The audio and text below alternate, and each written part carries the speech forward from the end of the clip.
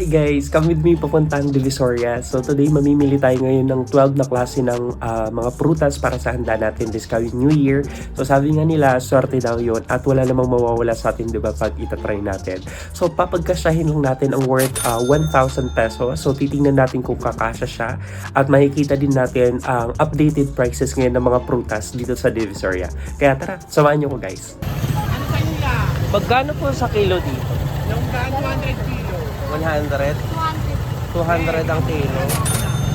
Ano na lang po, pahingi lang po ako 1/4. May talagang sa Oo.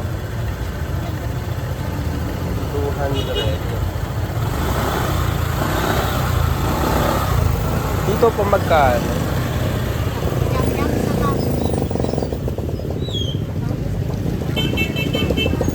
Yeah. Magkano dito ate? 100. Kalahati lang po dito. Ay, di po pwede kalahati. Sige na lang po, isa. Ayan siya ito. Ito Gawin po. mo to dyan. Ayan po, 1/4 lang, boss. Ito, kuya, magkano isa? Oh. Ano yan? Ano yung fix? Dito. 100. Tatlo, 100. Walang per piece. Wala pong per piece. 35. Sige, isa lang po. Apo, yan. Isa. 1, 2, 3.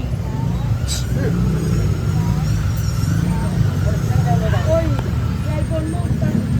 Ayaw ka na kabutin ba yun?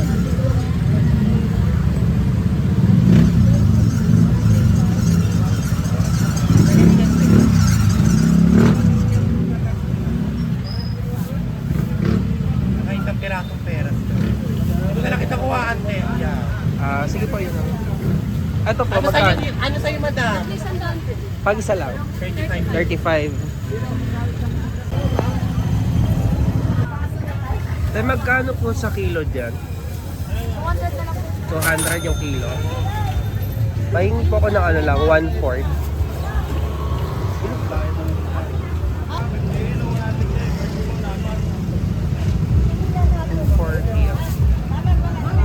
Mangustin niya magkano kilo? 200 kilo. 200? Ano na lang po, 1/4 na lang din.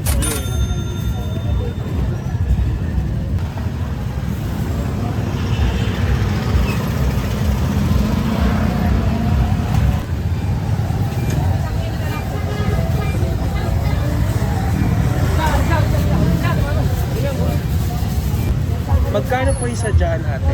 100 po isa. Yun po yung may yung maliliit yung buto. Sige, bibili po ako isa. 100.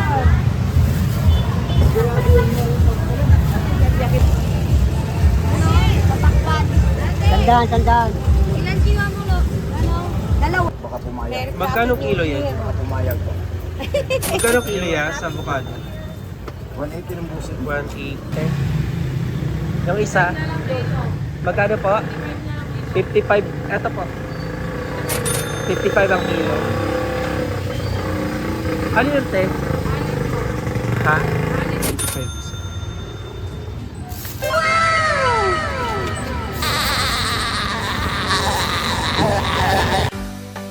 Ayun guys, so ito na yung lahat na napamili natin dito sa Divisoria, no? So as you can see, iba-iba po yung ating nakuha na mga prutas, basta bilog na prutas. So 12 na klase ng prutas yung ating nakuha.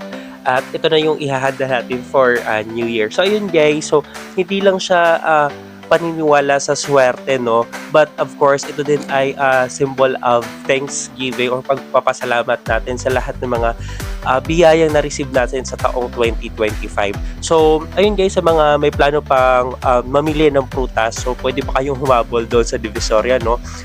Since meron din mga murang mga prutas, ganyan pwede din kayong tumawad. So, ayun guys, at binabati ko din kayo lahat ng Happy New Year sa taong 2026 at hopefully ay marami pa tayong biyayang ma-receive at i-manifest na natin yung mga goals natin this year of 2026. So ayun lang guys, thank you so much for watching this video. Please like and subscribe para maging updated po kayo sa ating latest videos pa in the future.